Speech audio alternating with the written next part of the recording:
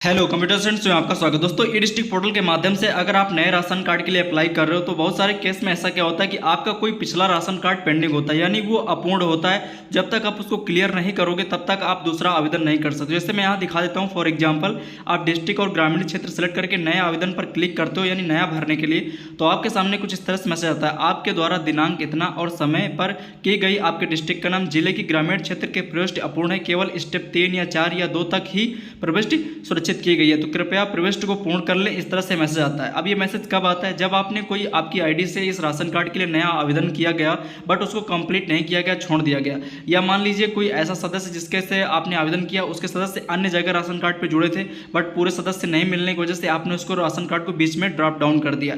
तो अब इस राशन कार्ड को यहाँ से हटाओगे कैसे? क्योंकि आपको नया आवेदन करना है तो यही बार बार खुल के आएगा, तो इसको हटाएं कैसे वो देखेंगे। इसके बहुत सारे केस होते हैं। किसी का आपने आवेदन किया बट वो अभी बाहर चले गए, डॉक्यूमेंट्स नहीं मिल रहे हैं तो पेंडिंग है, तो इसको किस तरह से हटाओगे और नया कैसे आवेदन करोगे, तो पूरा इस वीडियो में कंप्लीट देखते हैं।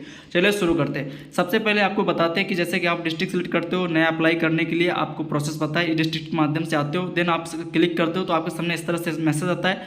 आपको इसको क्या करना है? ओके पर क्लिक करना, ठीक है। जहाँ तक ये स्टेप क्लियर होगा वहीं से डायरेक्ट खुल जाएगा।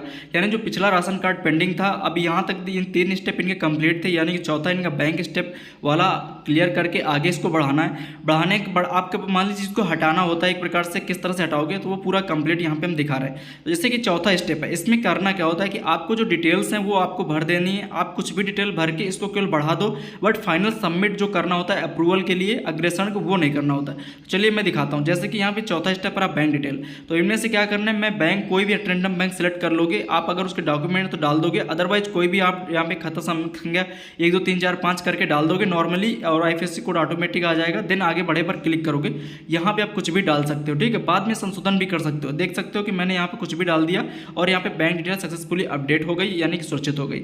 ये स्टेप क्लियर हो गया। इसके बाद नेक्स्ट स्टेप आता है अटैचमेंट का, यानी कि जो मुखिया होता है उसकी फोटो।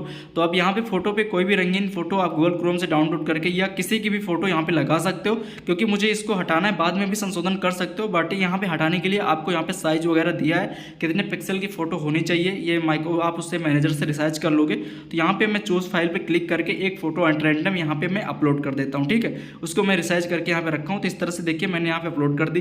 देन नीचे आओगे तो पासबुक और बैंक अकाउंट में आप यहाँ पे ब्लैंक पेज भी अपलोड कर दो, क्योंकि आपको इसको केवल यहाँ से पोर्टल से हटाना है। तो आप आधार कार्ड जरूरी नहीं है, आप ब्लैंक पेज भी यहाँ पे इस तरह से बना के अपलोड कर दोगे।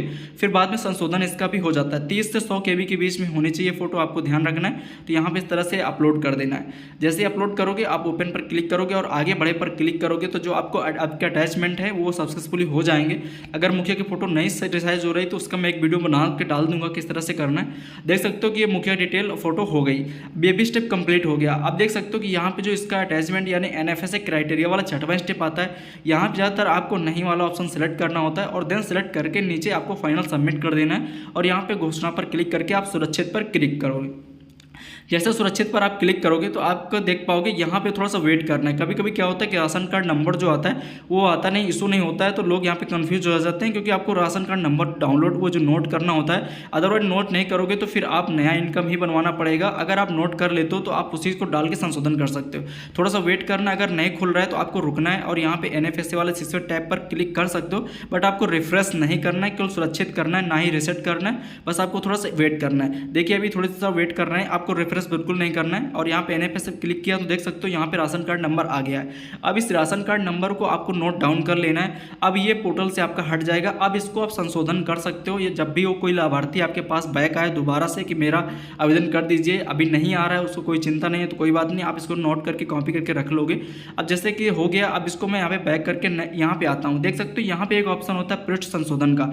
अब जब भी कभी भविष्य में आपको इसको करना हो तो उसी राशन कार्ड नंबर को डाल के प्रविष्ट संशोधन करके जो भी लाभार्थी था उसका राशन कार्ड और पासबुक, बैंक डिटेल और नाम, एड्रेस वगैरह सब कुछ आप डिस्ट्रिक्ट सेलेक्ट करोगे, वही राशन कार्ड नंबर डालोगे जो अभी आपने कॉपी किया था। देन यहाँ पे सर्च करके अब उसका अपडेट कर सकते हो। तो बेसिक डिटेल खुलेंगे और ये सारे टैब्स आप खोलोगे। परिवार में सदस्य जोड़ना वो भी जोड़ सकते हो। बैंक डिटेल अपडेट करना है तो आप क्लिक करके बैंक डिटेल जो आपने 1 2 3 4 5 कुछ भी भर दिया था नॉर्मली, यहाँ पे बैंक वगैरह चेंज कर सकते हो। देख सकते हो कि मैं यहाँ पे अकाउंट नंबर चेंज कर पा रहा हूँ, यानी कि आप संशोधन पे संशोधन कर सकते हो। अभी बता रहे हैं कि आगे करना क्या नहीं है आपको, ठीक है। जैसे कि ये देखो यहाँ पे संशोधन हो रहा है। इसी तरह अटैचमेंट जो फैमिली डिटेल होता है, यहाँ पे जो फोटो अपलोड किया आप इसको भी चेंज कर सकते हो। और नीचे जो बैंक पासबुक वगैरह जो अपलोड किए उनको भी आप चेंज कर सकते हो। तो इस तरह से चेंज कर सकते हो। तो ये जो 5वां अटैचमेंट था इसको भी आप चेंज कर सकते हो। NFS क्राइटेरिया वाला इसको भी आप यहाँ पे चेंज कर सकते हो।